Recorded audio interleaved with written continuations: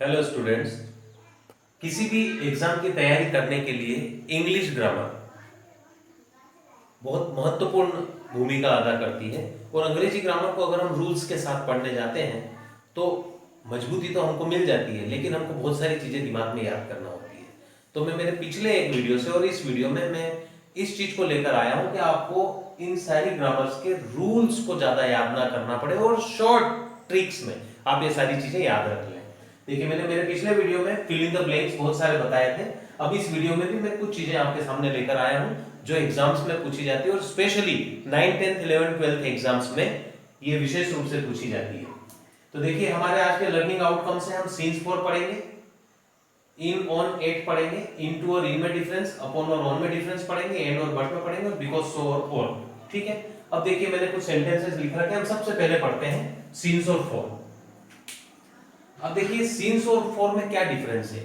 जब हम किसी समय का नाम, पर्टिकुलर नाम बता देते हैं तो हम सीन्स का यूज करते हैं, और जब हम एक मात्रा बताते हैं किसी समय के बारे में कि इतना, इतने दिन, इतने महीने, इतने साल, इतने घंटे, तो ये मात्रा होती है संख्या के साथ, तब हम उसको फॉर के साथ यूज करते हैं। अब देखिए, मैंने एक एग्जांपल लिखा है, I have been waiting here. मैं यहां पर इंतजार कर रहा हूं। कब से कर रहा हूं? मैंने केवल इसको देखिए आप, पहला इस सेंटेंस यहां आके खत्म हो रहा है, 2 आवर्स मतलब 2 घंटे से। अब जब 2 घंटे से हमने एक समय दे दिया तो क्या आएगा? 4। हमने वो 2 घंटे पहले का समय का नाम नहीं बताया, पर्टिकुलर टाइम नहीं दिया, हमने केवल मात्रा बताई, कितने घंटे? 2 घंटे। अगर 2 घंटे के बजाय हम ये लिखते हैं 5 डेज तो भी 4 आएगा, क्योंकि हमने फिर से यहाँ पर मात्रा बताई दिनों की, इतने दिन से। अगर हम इन दोनों के बजाय यहाँ 3 मंथ्स लिखते हैं, 3 माह से, तो फिर हमने मात्रा बता दी 3 माह, तो यहाँ फिर से 4 आएगा। कितने महीने? 3 महीने। कितने साल? 10 साल। कब से?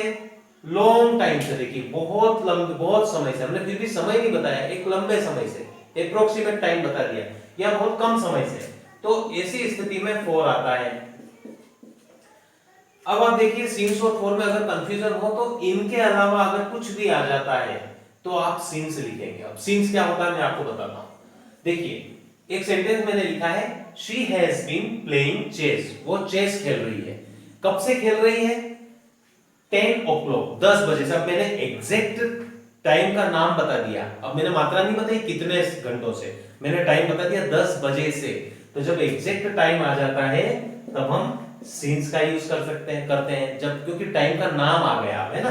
अब आप देखिए, हमने घंटे के बजाय समय बता दिया। दिन के बजाय अगर मैं वो वार बता दूं आपको कि सोमवार से चेस खेल रही है, तो फिर हमने इसका नाम बता दिया वापस से, तो फिर से सीन्स आएगा। जब भी हम उस समय का पर्टिकुलर नाम यूज कर लेंगे तब हम सीन्स का यूज करेंगे। देखिए, फेब्रुअरी, अब मैंने इतने महीनों से बोलने के बजाय उस महीने का नाम बता दिया फेब्रुअरी, तो फिर से सीन्स आएगा। अगर इतने सालों से बताने के बजाय मैं उस साल का नाम बता दिया, फिर से पर्टिकुलर नाम यूज कर लिया, तो भी सीन्स आएगा। अब आप देखिए, मैंने नीचे और कुछ हटके लिखा है। चाइल्डहुड यानी होता है बचपन। देखिए, एक लाइफ को 3 टुकड़ों में बांट दिया है, चाइल्डहुड, एडल्टहुड और ओल्डहुड। उन 3 में से मैंने एक पर्टिकुलर नाम, उन 3 पीस में से एक पीस का पर्टिकुलर नाम ले लिया है, तो यहां भी सीन्स आएगा, सीन्स चाइल्डहुड। ये उसका समय का नाम बता दिया मैंने। अब यहां और देखिए, अगर इसके बजाय ये होता है, she has been playing chess dash morning, अब फिर हमने समय का नाम बता दिया, सुबह, सुबह एक पर्टिकुलर नाम है, तो यहां सीन्स आएगा। अब यहां लिखा मैंने हर बर्थ, वो कब से चेस खेल रही है? उसके जन्म से ही चेस खेल रही है, तो जन्म उसका, उस समय का पर्टिकुलर वापस नाम आ गया है, तो यहां भी सीन्स आएगा। ठीक है। अब देखिए, मेरे कहने का मतलब, अगर हम उसकी मात्रा ना बताते हुए उस समय का नाम ले लेते हैं तो सीन्स आता है, मात्रा बताते हैं तो 4 आता है। ठीक है। इन दोनों चीजों को अगर आप डिफरेंस करना सीख गए तो सीन्स 4 कंप्लीट है। चलिए, अब हम नेक्स्ट में जाते हैं। अब हम दूसरा लर्निंग आउटकम है ऑन, इन, ऑन और एट। अब देखिए, इन का इस्तेमाल हम कब करते हैं? जब हम किसी एक सरफेस के अंदर हो। ठीक है। एक सेंटेंस लिखा है, students are sitting in the class, class के अंदर बैठे हैं। जब हम कहीं अंदर बता रहे हैं और पहले से मौजूद हैं, ठीक है, वहां पर रखे हो। जैसे देखिए, मेरे मेरे जेब में एक पेन रखा है, कहां रखा है? अंदर की तरफ रखा है, तो ये इन द पॉकेट। ठीक है, इसको हम इन बोलेंगे। और देखिए, अगर किसी सतह के ऊपर की बात की जा रही हो, किसी सतह के ऊपर, जैसे books are kept dash the table. अब टेबल के कहां पर रखी है बुक्स, जैसे ये मार्कर रखा हुआ है टेबल के ऊपर, ऐसे टेबल के ऊपर बुक्स यहां रखी हुई है सतह पर। तो जब किसी सतह को छू करके कोई चीज एग्जैक्ट उस सतह के ऊपर हो तो उस सतह के ऊपर के लिए ऑन आता है ना। अब ये इन और ऑन हो गया। अब यहां देखिए आप, ये मैंने थोड़े से डिफरेंट सेंटेंसेस हैं। जब हम किसी स्थान की बात कर रहे हैं, बोलते हैं हम हिंदी में उसको पर है, लेकिन जब हम किसी स्थान की बात, हमारा उस सेंटेंस से वो स्थान डिनोट हो रहा है, हमका कहने का मतलब डायरेक्ट उसके ऊपर नहीं। देखिए, the clerk is sitting dash his table. अब यहाँ टेबल है, क्लर्क है, बैठा हुआ है। अब आप देखिए, क्लर्क कभी भी टेबल के ऊपर नहीं बैठता है, लेकिन मेरे कहने का मतलब क्लर्क कहाँ होगा, उसकी टेबल पे देखो, टेबल पर देखो मतलब उस एरिया में देखो, उस जगह पर। तो जब हम एग्जैक्ट सतह के ऊपर की बात नहीं कर रहे हो, लेकिन हम फिर भी वहां पर की बात कर रहे हो, तब उस पर के लिए एट आता है। ठीक है, एक एग्जांपल और देखिए, remove your shoes dash the door. देखिए, गेट पर, आपके जूते गेट पर उतारो, जूते दरवाजे पे उतारो। दरवाजे पे उतारो का मतलब ये नहीं कि हम दरवाजे के ऊपर वहां, अगर हम यहां उतारे तो ऑन है उसकी सरफेस के ऊपर, लेकिन मैं क्या बताना चाह रहा हूं, मैं वो जगह बताना चाह रहा हूं कि जूते वहां उतारो। तो जब हम किसी जगह को डिनोट करते हैं, एरिया बताते हैं, उसके लिए हम एट का इस्तेमाल करते हैं। समझ में आया? चलिए अब देखिए, अब मैं आपको कुछ ऐसे सेंटेंसेस, मजेदार सेंटेंस बताने जा रहा हूं जो आपने पहले हमेशा कंफ्यूज हुए होंगे जिसमें, और आपको मजे आ जाएंगे इन सेंटेंसेस में। देखिए, अभी हमने इन को स्टडी किया, अब मैं आपको इन से संबंधित कुछ और सेंटेंसेस बता रहा हूं। कैसे? सेंटेंस पढ़िए, Devsi is sitting dash the sofa. अब यहां पर बहुत अच्छे अच्छे बुद्धिमान लोग ऑन का यूज करते हैं, सोफा हो या चेयर हो, यहां पर ऑन का इस्तेमाल करते हैं। लेकिन डियर स्टूडेंट्स, यहां पर इन का इस्तेमाल किया जाएगा। क्यों? क्योंकि जब भी हम किसी भी तरफ से सरफेस से कवर्ड होते हैं, तब हम उसके अंदर बैठते हैं, ऊपर नहीं बैठते हैं। ठीक है, अगर हम स्टूल पर बैठे हैं तो ऑन द स्टूल है, लेकिन अगर हम चेयर पर बैठे हैं तो इन द चेयर होता है, इन द सोफा होता है। आई होप आप समझ गए होंगे। चलिए नेक्स्ट सेंटेंस पढ़ते हैं। The monkey is sitting dash the tree. बंदर पेड़ पर बैठा हुआ है। यहां फिर से आपके दिमाग में प्रश्न आएगा कि यहां पर ऑन आना चाहिए, लेकिन डियर स्टूडेंट्स यहां पर भी इन आएगा। अब क्यों आएगा, ये इतने से में आप समझ जाइए। ये पेड़ है, ये ब्रांचेस हैं, ये पत्ते हैं। अब आप बताइए, मंकी कहीं ना कहीं यहां बैठा होगा, बराबर, या फिर यहां बैठा होगा। ठीक है, अब कोई भी मंकी पत्तों के ऊपर चढ़ के यहां नहीं बैठेगा। अगर यहां बैठता है तो ऑन द ट्री बैठा है, लेकिन वो इस पेड़ के सरफेस के अंदर बैठा हुआ है, इस सतह के अंदर, तो यहां पर इन द ट्री आएगा। समझ में आई? चलिए आगे बढ़ते हैं। It is 8 o'clock and he is still dash the bed. 8 बज गई है वो, और वो अभी तक बिस्तर पर है ना। मैं बोलूंगा बिस्तर में है। अब आप देखिए, यहां पर बिस्तर से क्या मतलब है, आप पलंग को ले रहे होंगे, आप फिर भी सोच रहे होंगे यहां ऑन आएगा, लेकिन यहां भी इन आएगा। क्यों आएगा? क्योंकि बिस्तर का मतलब क्या होता है, बिस्तर में एक कुशन आता है, एक ब्लैंकेट आता है और एक पिलो आता है।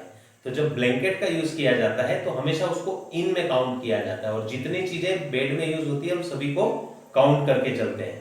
तो बेड का जब भी नाम आता है तो हम इन द बेड यूज करते हैं। ठीक है, ऑन द बेड कभी नहीं होता है। हाँ, लेकिन अगर हम कोट लिख देते हैं, COT, कोट, कोट यानी खाट होता है, अगर हम खाट पर हैं तो ऑन द कोट आएगा, लेकिन जब बेड का यूज हुआ है तो इन द बेड। चलिए, ये मैंने इन बताया। अब मैं आपको ये बताना चाह रहा हूं इन और इनटू में क्या डिफरेंस है।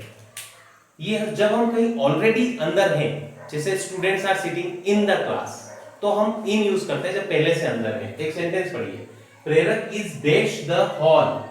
प्रेरक कहां पर है, हॉल में है, तो हम यहां पर इन का यूज करेंगे। हमको पता है प्रेरक अंदर पहले से हॉल में है। इस सेंटेंस को देखिए, इसमें और इसमें क्या डिफरेंस है। हर्ष केम डैश द हॉल। अब केम यानी वो आया, हर्ष बाहर से आया, तो इस सेंटेंस और इसमें क्या डिफरेंस है, इसमें गति आ गई। देखिए, ये ग्रीन कलर का एक ब्लू कलर का पेन मेरे जेब में पड़ा हुआ है, तो इन द पॉकेट।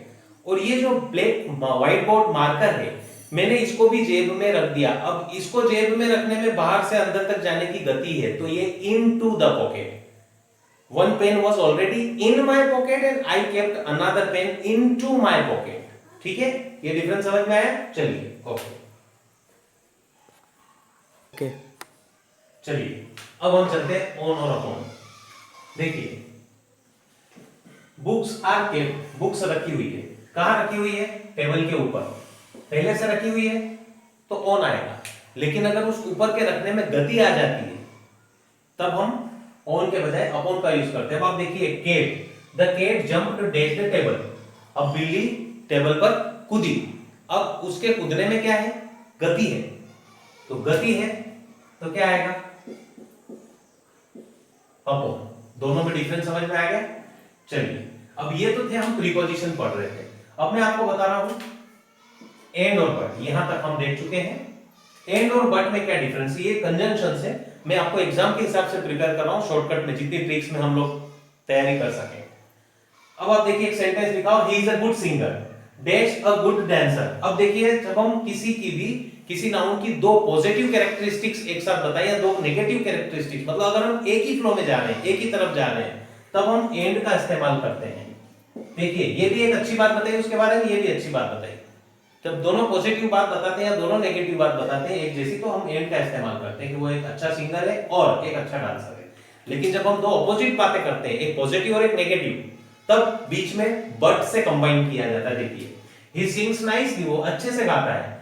और दूसरा sentence he can not dance well, लेकिन वो डांस अच्छे से नहीं कर पाते। एक तो अच्छी बताई हमने सिंग्स वेल, और दूसरा बता दिया कि डांस नहीं कर सकता है। तो यहां पर क्या आएगा? बट। देखिए अब मैं आपको बता रहा हूं बिकॉज, सो और एज, ये तीनों के तीनों शब्द एक ही तरह के वाक्य में यूज हो जाते हैं, है ना? अब ये चीज डिपेंड करती है एक कारण और एक परिणाम पर, दो चीजें। अब एक सेंटेंस हम ये पहले पढ़ते हैं, I did not go to school, मैं स्कूल नहीं गया। ये परिणाम निकला किस कारण का? आई वॉज सिक, मैं बीमार था। ये कारण है। क्यों? क्योंकि मैं बीमार था, है ना? ये कारण है। तो क्या हुआ परिणाम? मैं स्कूल नहीं गया, ये परिणाम है। तो पहले क्या आया? परिणाम, बाद में कारण। ठीक है, पहले परिणाम बाद में कारण। अब यहां आएगा बिकॉज। ये हमेशा ध्यान रखिएगा कि बिकॉज के बाद में हमेशा कारण आता है। बिकॉज का मतलब होता है क्योंकि, क्योंकि मैं बीमार था। ध्यान रखिएगा, बिकॉज के हमेशा बाद में कारण आएगा। अब हम इसी सेंटेंस में सो का इस्तेमाल करते हैं। देखिए अब यहां क्या हुआ? कारण पहले आ गया और परिणाम बाद में, तो यहां सो आ गया। क्योंकि सो का क्या मतलब होता है? इसलिए। तो सो के बाद में परिणाम आता है, हमेशा ध्यान रखिएगा। सो के बाद परिणाम। I was sick so I did not go to school, है ना? हम एप्लीकेशन में लिखते हैं, आप देखिएगा सो के बाद हम परिणाम देते हैं, कारण पहले लिख देते हैं। I had been suffering from fever since last night, ये कारण था कि मैं कल से बीमार था। So I did not go to school, या I will not go to school. चलिए अब तीसरी चीज मैंने बताई एज। एज हमेशा सेंटेंस, दोनों सेंटेंस में आगे यूज होगा, और एज के बाद हमेशा कारण आएगा। हम कई बार बात करते सुनते हैं, चूंकि मैं बहुत बीमार था मैं स्कूल नहीं जा सका, तो बस ये वैसे ही है। As I was sick I did not go to school. ठीक है, अब आप देखिए ये जरूर आते हैं, सो एज और बिकॉज या तो रिप्लेस करने के लिए आएंगे या फिर इनको सप्लाई करने के लिए आएगा। अब एक लास्ट सेंटेंस और देख लीजिए, मैंने और यहां लिखा था, मैं इसको अलग से बता देता हूं।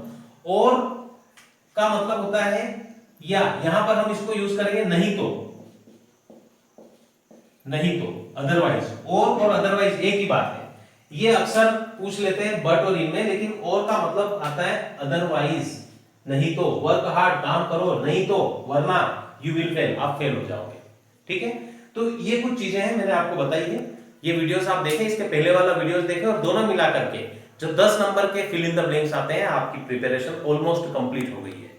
स्टडी कीजिए।